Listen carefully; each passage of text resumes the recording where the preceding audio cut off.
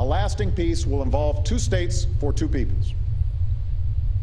Israel as a Jewish state and the homeland for the Jewish people, and the state of Palestine as the homeland for the Palestinian people, each state enjoying self-determination, mutual recognition, and peace.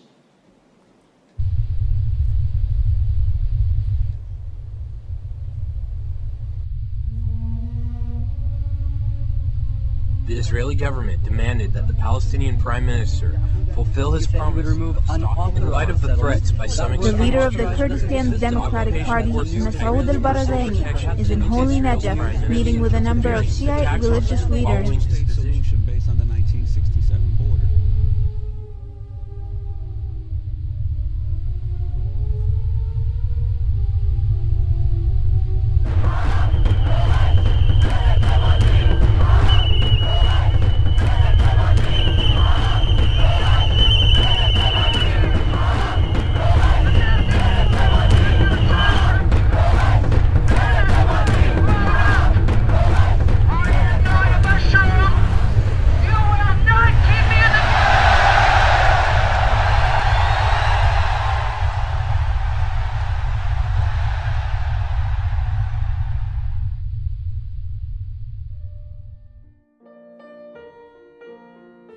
Okay, we got a different story.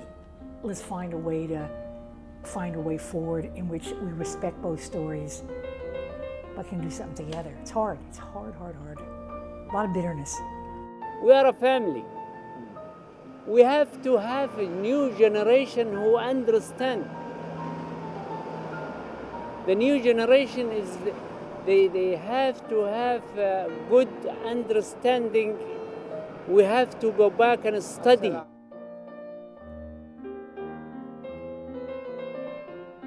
Programs like Abraham's Vision, which bring in young people, Palestinians, Jews, Israelis, is crucial. It's a long road, and this is part of it.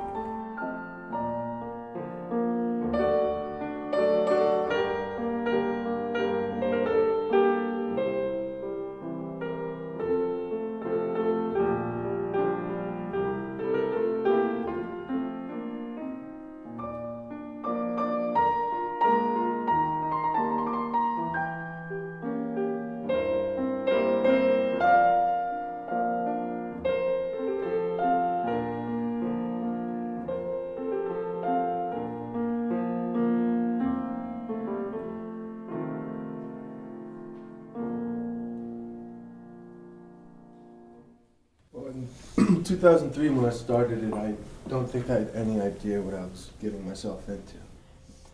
I started AV before I knew Huda existed. The first co-executive director I worked with is actually in that picture over there.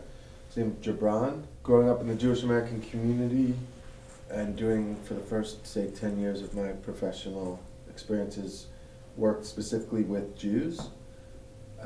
Wanted to do experiential education with Jews and non-Jews, and from my perspective, the biggest others for Jews are Palestinians and or Arabs and or Muslims. And the reason why I chose AV or AV chose me is the uniqueness of the model that they are using, which Aaron touched base on, which is when you have two groups working together and these two groups identify themselves as groups in conflict, you have to have an equal representation in the room.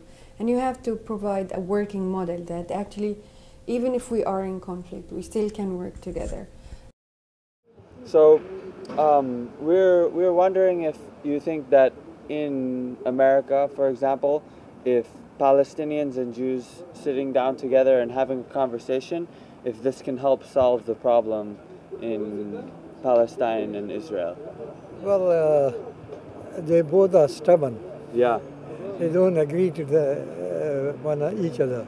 In this modern time, you have to give in and take in. Okay. I think a lot of conflicts in the world are based on silly differences that people can't reconcile because they don't believe that they should reconcile them. And I think that peace between Palestinians and Israelis is possible, but it would take both groups admitting how they have wronged each other, which I could see being a little more complicated than just saying it. To reshape Jewish, Muslim, Israeli, Palestinian relations, you need to both work with people who identify with those communities and live outside the United States, and people who identify with those communities and live in the United States. And that's part of the cross-fertilization model that we're trying to put forward, that it's not just the people who live in Israel, Palestine, who need to be worked with, and it's not just Americans, whether Jews or Palestinians or what have you, but people from all of these different groups, because they all, the reasons for having a connection to the Israeli-Palestinian conflict are different, but at the same time, they have, all of them have stakes in the outcomes. Mm-hmm. Well, not only do I think it's possible, I think it's a historical necessity at this point. My view is that over the many years I've witnessed this conflict, there hasn't been any real promise of a peaceful coexistence. But I don't see an end for either side of the struggle unless there is some, I would say, acceptance of what the Palestinian struggle really is by the Jewish people. They have to believe that this is their land, and at the same time, they have to know that people sent some other groups, they called Muslims, with his prophets, Muhammad, and they have to understand that they all have to live together because God sent many prophets for one message, for one goal, and fight and kill is not the solution. I believe that peace is going to come, but patience is very important for both of them. Thank you. Shukran. My upbringing, as you noted, was radically different than Huda's grew up in.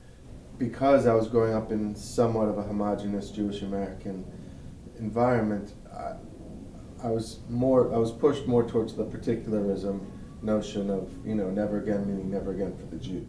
I had to go through the whole understanding of who am I, why is this happening to me, what kind of nationality, because we did not have that kind of education to know that we are Palestinians. We did not even realize when we were kids that we are occupied. What we were hoping is that this kind of process that we went through, we can somehow give it back to the students, to the young generation here and back home.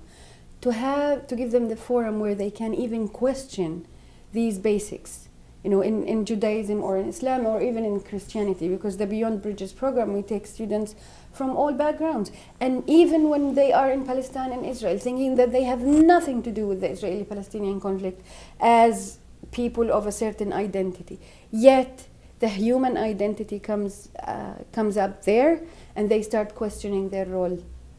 What we want to do is to provide the space for them to question things the way we question them.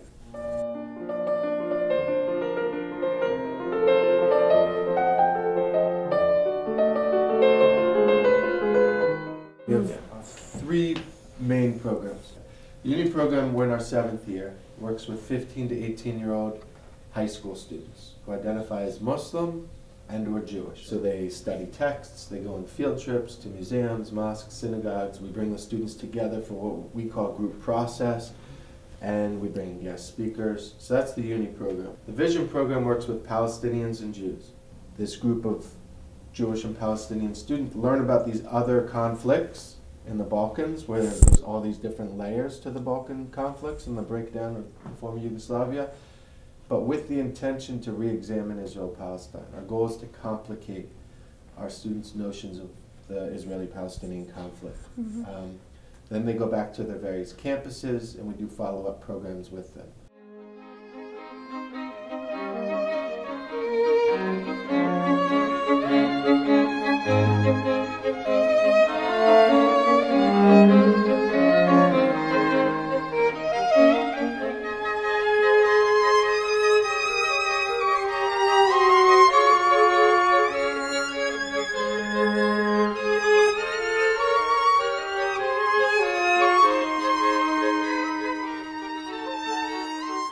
heard about Abraham's vision from two of my friends that came to the program. One was an American Palestinian and the other one was a Jew. It just changed their lives and changed the way they view the world and view the conflict, and it just made me want to come and see to see it myself and see why they changed their mind. I was living in a dream in Bosnia. Like I was friends with Israelis, Jews, Americans, American Jews, a soldier that was an Israeli soldier, and like then when I went back home, it was just such a blur to me, because it was like I was just with these people that were my friends, and we talked to, and we interacted, and everything was fine. And then I went back home, and it was difficult to interact and pull that dream out of there. So for them to see what I saw is difficult, and for people to see like what I've been through. So that's why coexistence is important, to see if, like, the point of the other side, and that's why talking should advance coexistence.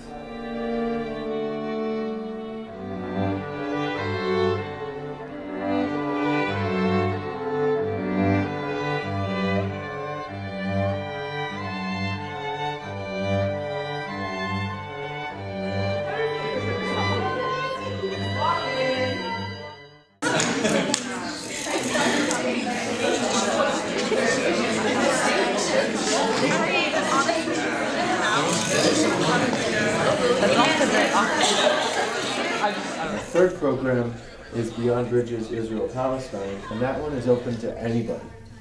Whereas Unity and Vision are just for Muslims, Jews, Palestinians, Israelis.